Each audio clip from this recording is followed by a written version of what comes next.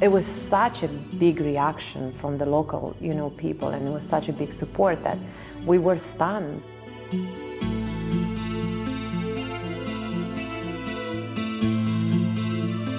Well, I had an art gallery in the middle 90s, as some publishers did, and a fellow came into the gallery. He'd purchased a sculpture, he was there to pick it up, and he came from a neighborhood not far from where Alexandra lives. And he started to tell me about a bookstore, sort of a used bookstore, where he had seen some of this art that the bookstore proprietor had told him was created by a 9-year-old.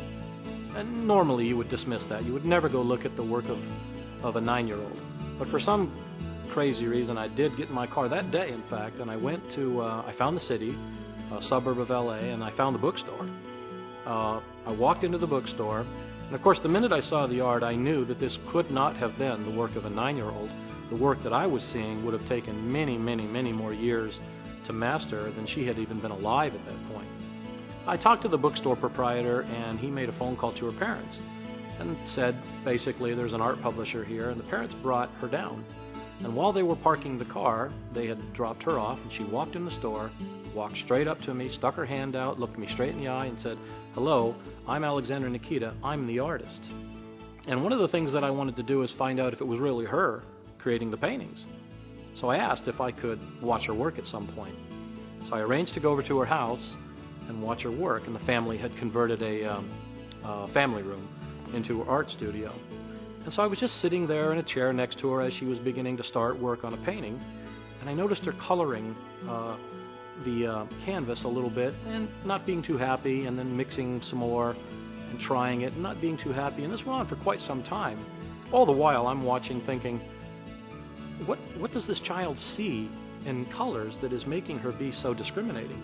Well, finally she mixed her way to the color that she wanted, and she started to paint the canvas, and then I knew instantly that she was right. It had to be that precise color.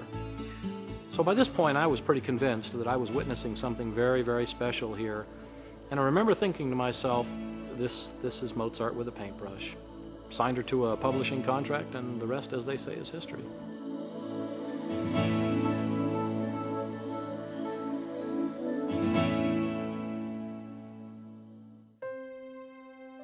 In the musical arts, it's a little more common to see a prodigy. They say that human infants can hear music actually within the womb.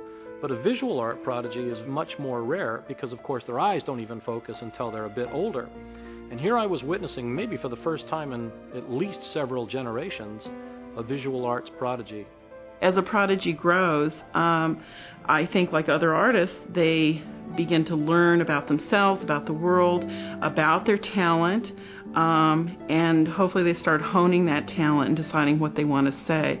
I thought she was immensely gifted, a really talented child, and I was worried at the time. There's a real danger of exploiting this child, and that her gifts won't flourish because she's being put in this category, perhaps isn't being taught, and maybe is being used by some people.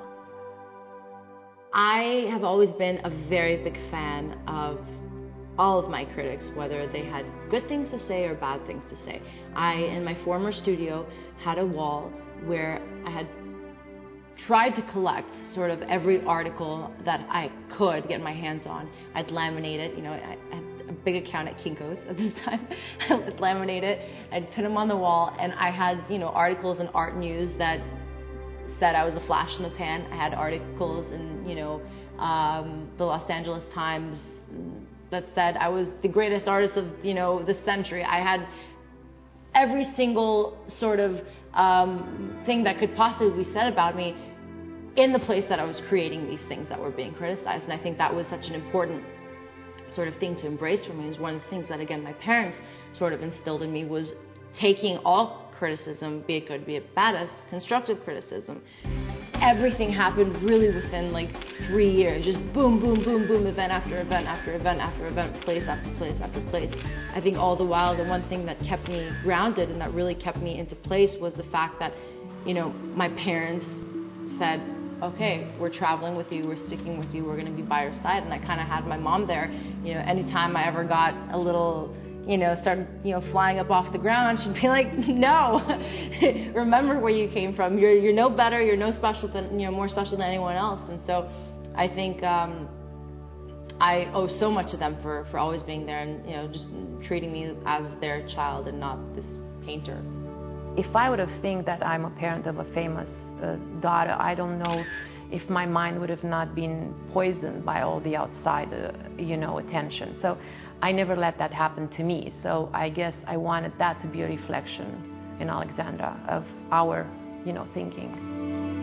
I am so lucky. God has given me the most wonderful parents in the world, and they have given me the most wonderful experiences, and they've helped me experience how great it is to have a family and to have parents and to know that they love you.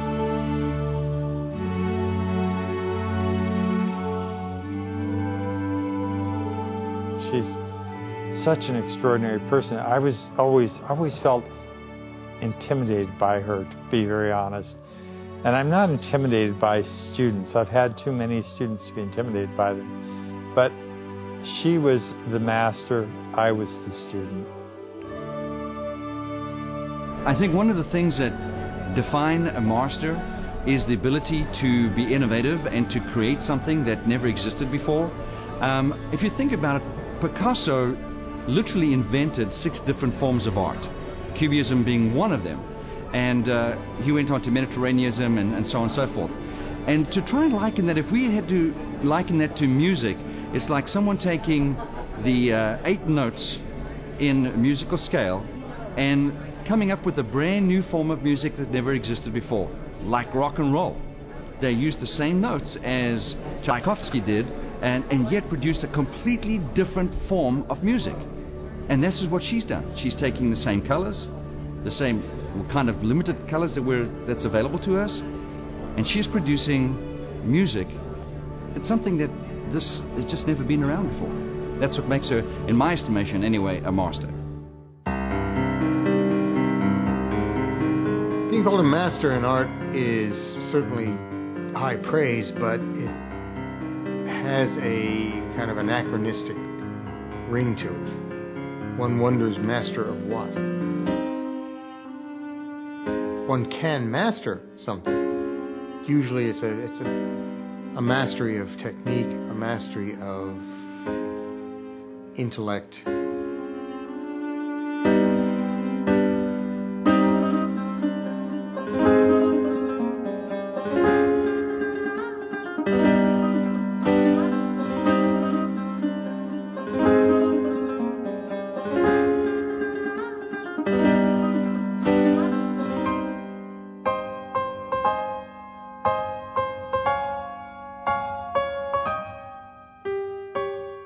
I just want people to feel something.